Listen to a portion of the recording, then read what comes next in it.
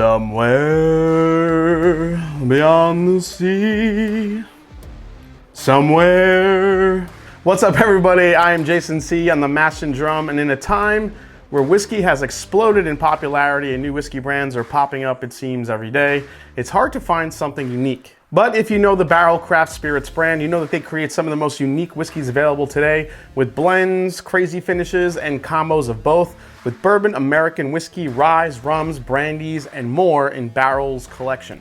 These guys are not afraid to use that collection any way they can to make something unlike you've never had. Enter the newest concoction called Seagrass. This is a funky and one-of-a-kind rye with a myriad of finishes. Let's try it today on the Mash and Drum.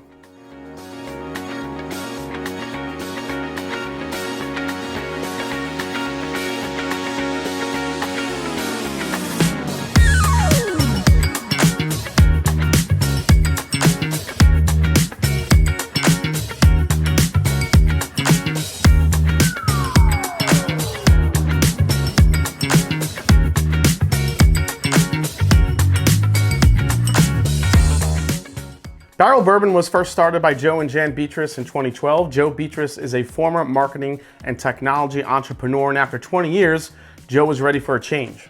A longtime home brewer, Joe saw the true magic of spirits after a transformative experience tasting whiskey straight from the barrel for the very first time. Now in 2013, he launched Barrell Craft Spirits in Louisville, Kentucky, but instead of building his own distillery, Joe questioned the conventional wisdom and took a different course by sourcing and blending exceptional casks from established producers, bottled whiskeys at cask strength, and sold them as transparently as possible. Enter Trip Simpson, who has an incredible resume following his 9 years with Brown-Forman.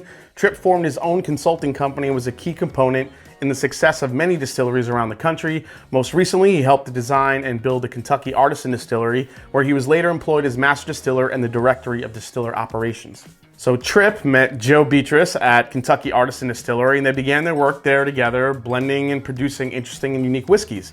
He joined Barrell Craft Spirits in January of 2017 as the master distiller and director of distillery operations, and is responsible for developing product formulation and overseeing operations. Together, Beatrice and master distiller Trip Simpson source whiskey from 65 different suppliers, and not just from the US, but around the world. To create a new product, the Barrell team starts with a profile they're thinking about, then they'll take samples from hundreds of source barrels and sort the results into different groups. Then they figure out what the best profile is, then they try to replicate it in a real world on a larger scale.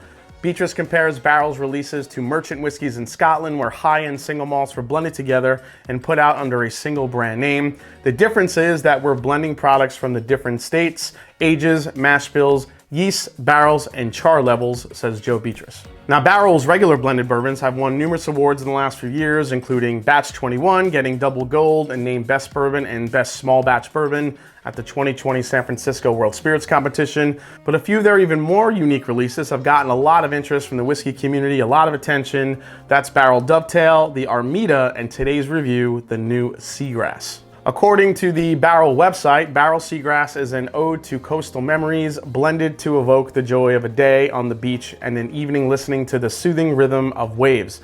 So it goes on to say that this is a blend of American and Canadian rye whiskeys, with each ingredient sourced and finished separately in Martinique Rum agricole casks, apricot brandy casks, and Madeira barrels. I know, it sounds crazy funky, but let's pour some of this.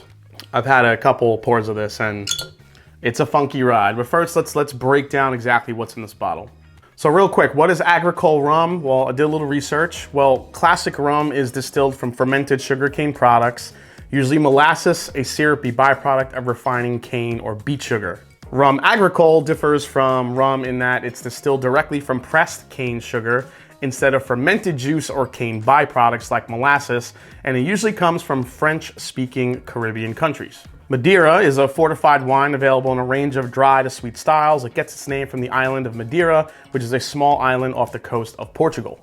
As far as apricot brandies are concerned, most apricot brandies are labeled apricot flavored brandy, meaning they are liqueurs made by adding sugar and flavoring to cheap grape brandies. But true apricot brandies are actually distilled from apricots. Apricots, I don't know how the hell to say that, and aged in barrels like we see from this blend. Now, Barrell Seagrass was developed by both Joe Beatrice Chief Whiskey Scientist Trip Simpson, who we spoke about earlier, Chief Product Innovation Officer Will Schragus, and Assistant Blender Nick Christensen. The release is available in 45 states. It's bottled at 118.4 proof, which is cask strength for this bottling, and available now for the price of about 90 bucks. All right, let's go to the nose, guys. So this combination is pretty weird. It brings to mind some flavors that I don't think I've ever really tried in one glass. It's extreme. Now this has gotten sweeter as it opened up, and I guarantee anyone that you're gonna hear my tasting notes, and probably in a couple weeks or 3 weeks or a month down the line, when more of this bottle has gone down, I could probably give you a whole different set of tasting notes. Finished whiskeys like this tend to really evolve over time. That's what happened with the Armida, and especially what happened with the Dovetail when I tried those. But the first thing that jumps out of the glass is just, it reminds me, it's like strawberry Mentos. So like if you've ever had the Mentos, the Fresh Maker, it's got like this minty, fresh, but very candy sweetness to it on the nose. It's, it just kind of jumps out of the glass. It's very interesting. But underlying all that, you get the rye. There's like this little bit of like fresh cut grass note in here. I'm also getting a lot of green melon coming off the nose here too. But again, there's still like that underlying like hint of rye spice as well. It's very sweet, but also very savory at the same time. When I first cracked it open, the savory notes, I think, were really kind of in balance with the sweet notes. The sweet notes, as it's opened up, have kind of overtaken the savory a little bit. Not so much on the palate, which we'll get into, but on the nose for sure. Like on the nose, I'm reminded of like basil and oregano and stuff like that. Stuff that's like a little bit peppery, has like a really potent like herbal quality to it. Slight hint of like black licorice or star anise, but very, very faint. I mean, it's all over the place. It's just very sweet, but very savory. Let's go for a sip. Here we go. The palate kind of the flavors you get on the palate kind of smack you in the face a little bit. You think it's going to be like this candy sweet thing, and while you get a bit of that, the rye spice just really comes in and punches, knocks the sweet right out of your mouth, especially on the back end of the palate. Let's go for another sip.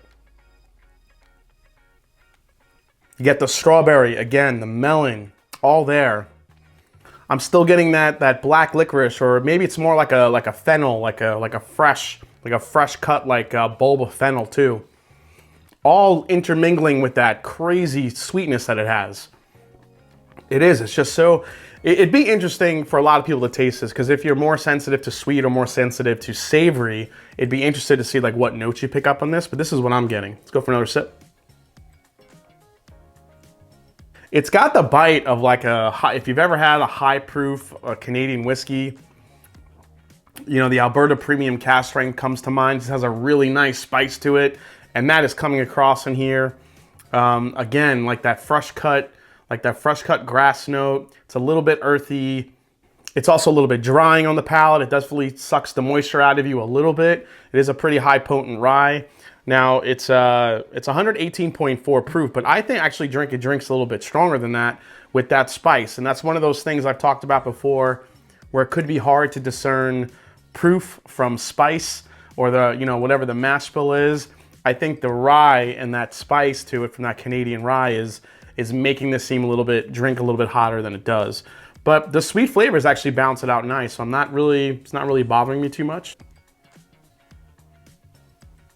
When it comes to the apricot brandy, when I first cracked this open, I got a lot of the apricot notes, but again, with some airtime, the rye and the spice is kind of taking over those savory notes a little bit.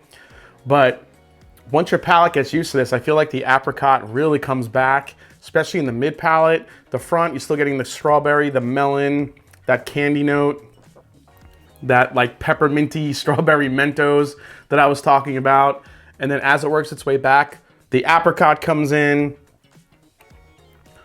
and then the fennel, and then the savory notes just kind of take over. The fennel, what I say, like basil, rosemary, that fennel seed, the Canadian rye, the spike, the black pepper, all of it. And then right on the very, very back end, you get a little bit more sweet to just kind of round everything out. One last sip here.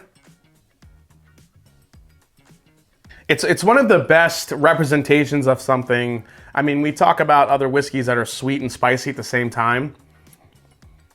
I don't know if there's another whiskey I could think of off the top of my head right now that has this amount of sweet and this amount of spicy with a nice layer of savory mixed in as well. I think this is probably one of the most unique, and I think it's absolutely fantastic. I don't think this is for everyone because it is so different and unique, especially, you know, if you're a Kentucky bourbon purist, this is gonna make you want to run the other way.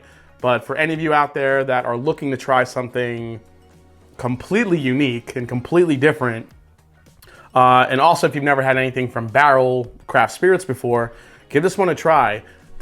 This one takes you on a complete, you know, I mean, you're going around the flavor wheel with this bottle, with the savory notes, the sweet notes, and the spicy notes as well. For me personally, at this moment, you know, in me just looking and trying to, you know, buy some really good stuff to drink, you know, I'm looking for stuff that's unique. You know, in a world where we have a lot of just sourced stuff, we've seen this across the board with a lot of the same stuff being sourced. The 15-year stuff that you all know about, the 13-year stuff that seems to pop up everywhere, from the same distilleries that are being sourced and put in a different bottle with a different name on it and asking you to pay $150 to $200 for it. I'm over it. I want something unique. And now, whether or not you might be a fan of this amount of finishing or something this unique, I mean, that's really up to you, but you can't deny that there's nothing like this on the market, and for that, I applaud Barrell for taking this in the market. All right, guys, well, hope you enjoyed this video for the brand new Barrell Craft Spirits Seagrass. Hope you enjoyed it. If you did, hit the subscribe button below. Please hit the like button. If you haven't yet, find me on Instagram, find me on Twitter. Let me know if you've had this, what you think of it. If you got some of the crazy same notes that I got. I know this one could probably, like I said, this is gonna react to every single person differently because of all the craziness going on in this bottle. Really excited to hear what you say, so definitely leave a comment or hit me up on Instagram. And as I always say, it's not about the whiskey, it's the people you share with. So cheers, and I will see you next time on The Mash and Drum. Take care.